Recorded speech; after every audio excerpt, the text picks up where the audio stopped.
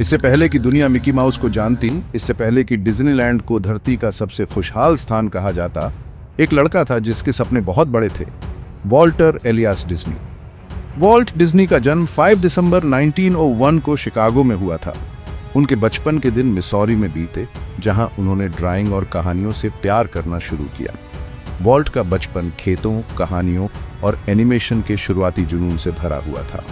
Missouri के खेतों में बिताए गए उनके दिन और रातें उनके सपनों को आकार देने में महत्वपूर्ण भूमिका निभाई। वॉल्ट ने अपने शुरुआती वर्षों में ही ड्राइंग और एनिमेशन के प्रति अपने जुनून को पहचाना। उनके पिता एलियास डिज्नी एक सख्त व्यक्ति थे, लेकिन उनकी मां फ्लोरा ने वॉल्ट के रचनात्मक पक्ष को प्रोत्साहित किया। वॉल्ट की यात्रा आसान नहीं थी।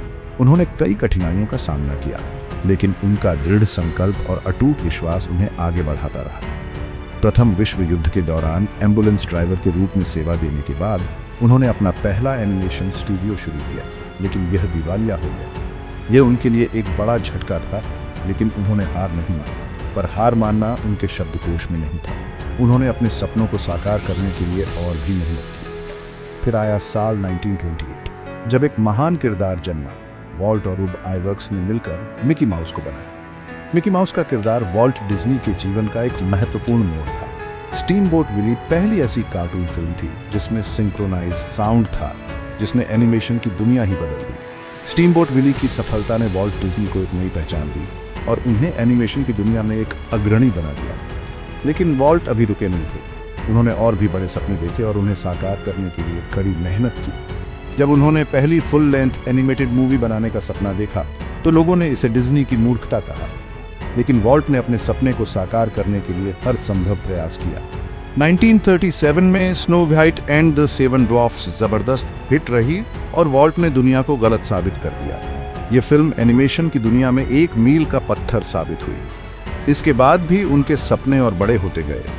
वॉल्ट डिज्नी ने हमेशा अपने सपनों को साकार करने के लिए नए नए रास्ते खोजे। 1955 में उन्होंने डिज्नीलैंड खोला, एक ऐसी जगह जहां कल्पना हकीकत बन गई। डिज्नीलैंड ने बच्चों और बड़ों दोनों के लिए एक जादुई दुनिया का द्वार खोला।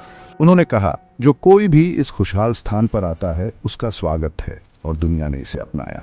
डिज्नीलैंड की सफलता ने वॉल्ट डिज्नी को एक नई ऊंचाई पर पहुंचा दिया।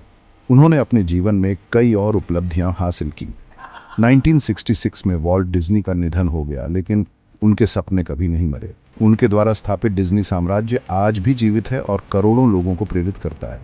आज डिज्नी स्टूडियो, थीम पार्क और उनकी कल्पनाओं की दुनिया करोड़ों लोगों को प्रेरित करती है। वॉल्ट डिज्नी का सपना आज भी जीवित है और हर दिन नए नए सपनों को जन्म देता है।